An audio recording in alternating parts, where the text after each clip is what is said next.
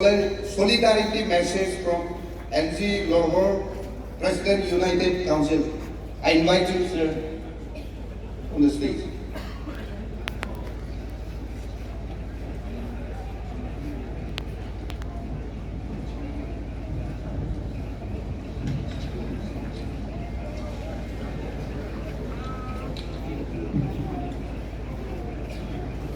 Dear elders and fellow Nagas, we are gathered here this evening not in celebration, but in grief.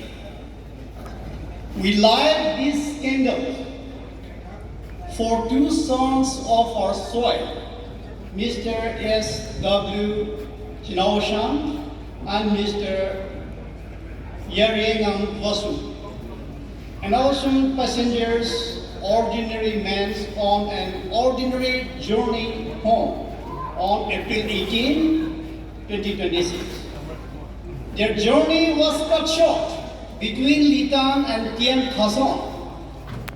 They were wounded, they were killed, not in battle, but in a good, orchestrated ambush, orchestrated by the Kuki terrorists. This was not just an attack on two men. This was an attack on every Naga who travel our highways. An attack on our right to live, to move, to exist without fear in our own land. National Highway 202 is not a war zone. It is a lifeline. And when blood is spilled on it, the silence of those who must protect us become louder than the gunfire. And let us speak plainly. The government of India cannot wash its hands of this. For months, armed groups have moved freely along our highways under the shadow of the suspension of operation agreement. Central forces are present, yet Nagas are killed in broad daylight on national highways. If this is not complicity through inaction, what is it? Protections cannot be selective. Security cannot be conditional. When the center failed to disarm those who kill civilians, it's become a party to the crime.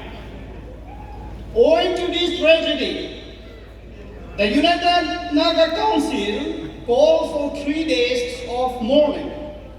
For 3 days, we shut down.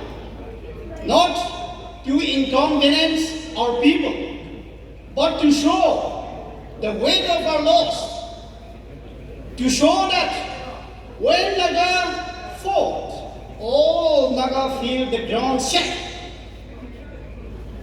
Today, we do not gather for revenge. We gather for remembrance. We gather to tell the families of Chinaoshan and Yarengang, your sons did not die unnoticed. Their names are spoken tonight in every Naga headquarters. In Imphal, in Kohima, in every ring and village, in every home where a candle burned. And as we mourn, let this also be seen. Naga grief knows no state border, from Manipur to Nagaland, from Assam to Arunachal, from Myanmar to wherever our people live. We light this candle together. Our pain is shared, and so is our resolve. The bullets that struck our brother ITM Kasman were filled in every Naga village because we are one people, one history, one destiny. No No lines on a map can divide that truth. To the cookies, we say this.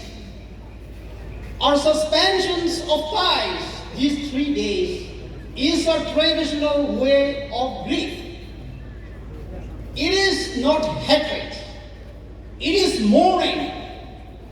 But let it be understood. Our patience, our commitment to peace must never be mistaken for weakness. To our youth, we say, hold this firm high, but keep your heart disciplined. Our strength has always been in our unity, in our dignity, in our refusal to become what we condemn. As this candle burns, let each flame stand for a promise that SW generation as Yaringam version will not be reduced to statistics. A promise that we will protect the living, so no more murder wait for sons who will never come home. A promise that peace, when it returns, will be a peace with dignity. May their soul rest in peace. May their memory bind us closer across every border. And now, as we have come to the conclusions of our 3 days mourning, I would like to thank in advance to all of you, and especially to NSF, Angami Student Union, Shumi Student Union, all Student Union, Yamin Kiem Tribes for NSUD, Lota Student Union, Rainma Student Union, all Zeleron Student Union, and Nagaland. All Nagaland College Student Union, SNANS. Our respected tribe hosts, frontal bodies, district affected bodies,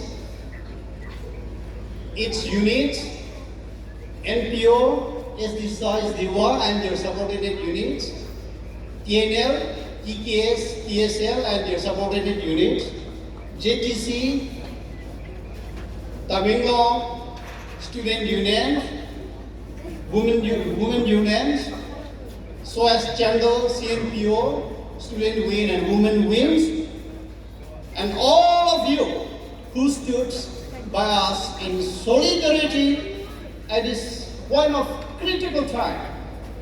Thank you, all of you, for the support and cooperation to make these 3 days mornings a grand success. Kugnali!